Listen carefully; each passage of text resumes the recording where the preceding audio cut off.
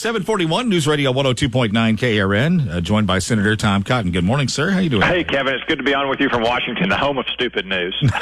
All the time. It keeps me in business. Say that again.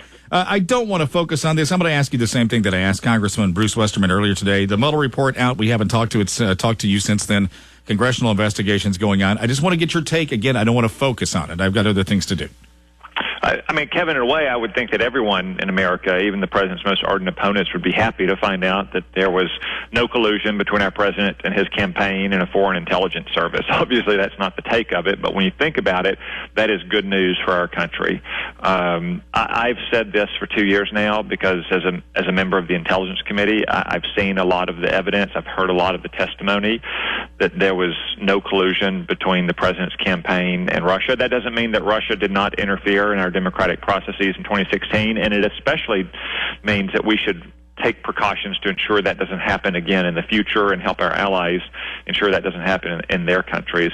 But I think it's really time to turn the page here and get back to focusing on the people's business. We've got a crisis on our southern border. We've got real threats from around the world, not just Russia, but China and Iran and North Korea. And we've got a good, strong, healthy, growing economy, but I'd like to see it do even better, and I'd like to see people get back to work in even greater numbers and get even more pay raises. Senator Tom Cotton on News Radio 102.9 KRN. I do want to ask about Russia, and that's something that's well known, that Russia has tried to interfere in our election process. They did it this go-around. They have done it in the past. They do it in other countries, too. And it was Marco Rubio, the governor of Florida, Senator Marco Rubio talking about there was interference there in their state, and it may have gotten into some of the voting machines. They apparently stopped it, from what I understand. But the point being, Russia is doing this. We see their influence also on social media. What do we do as a country to protect and make sure that our elections have integrity? So Kevin, I would put Russian interference or other foreign intelligence services interference into our democratic processes in three different categories. One, the most critical, the beating heart of our elections process is the way votes are tabulated and voters are registered. If someone was able to hack into those systems and corrupt the count of our votes, or even cause havoc by deleting voter registration systems going to Election Day, that would be the gravest threat we could face. Now, fortunately, because of the lessons of 2016, we've already taken a lot of steps in Arkansas. I've spoken to the Secretary of State, first Mark Martin, now John Thurston, and a lot of county clerks. I believe we're to the point where all counties have paper backups. So even if there was a interference through the digital world and the physical world, we'd still have those votes to go back and recount. Right, and these voting machines are not online, so they really can't be hacked. That's right. Yeah, I mean, where we vote, you go in and there is an electronic voting system, but it's just plugged into a power outlet. It's not connected to the internet. That's the beating core of our democratic process. That second category is voter registration. That really could wreak havoc. I think that's what Senator Rubio means in Florida. I know that he's waiting now that we're just back in Washington to be briefed on it. There was some evidence that Russia probed those systems in 2016. No evidence they interfered with them. The third, the biggest category, but also the one that's most removed from our actual election machinery, is the kind of social media manipulation that actually, let me back up, Kevin. There's one I omitted that Russia did as well, and that's hacking into campaigns and parties and their databases and email systems. Right. That obviously happened in 2016 to the Democratic National Committee and the Clinton campaign. I think every campaign and every party is alive to that threat now and is taking more steps, like businesses should take, like families should take, to protect their data, whether it's two-step verification or other kinds of good digital hygiene, if you will.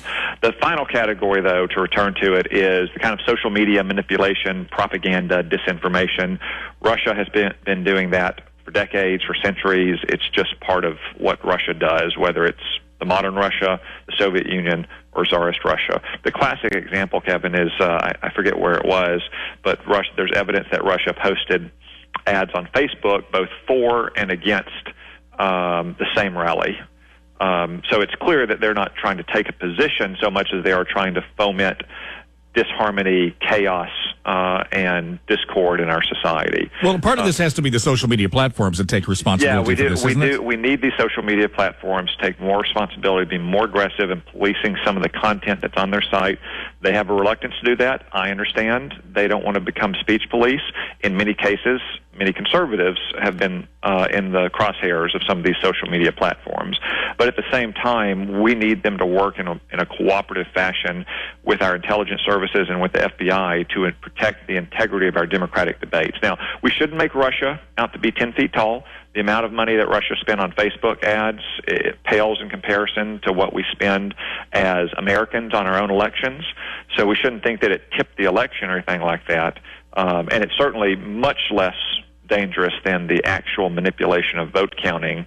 But it still is a threat. It has been a threat, as I said, for decades. It's a threat that we need to take seriously and try to counteract. Well, and it's not just the advertising dollars that Russia spent. It's also the fake bots that are out there, the fake profiles that are on Facebook and Twitter. Twitter has made an effort to do that. Facebook says they are, but they're still existing. So that's a huge piece of this puzzle that I don't think is being discussed as much as it should be. But Senator Tom Cotton, fairly quickly, too, I want to grab this, but I've got to go. I'm a little time crunched. North Korea and Russia meeting. I want to get your quick take on that. I think both countries are trying to assert themselves as more integral players in East Asia than they really are. The key players there, as always, are going to be the United States and China. Russia is a peripheral player. This is a classic example of Vladimir Putin trying to insert himself into a region where he otherwise has a very small, if any, seat at the table. Very good. Senator Tom Cotton, good to have you on. Thanks so much. Thank you. All right.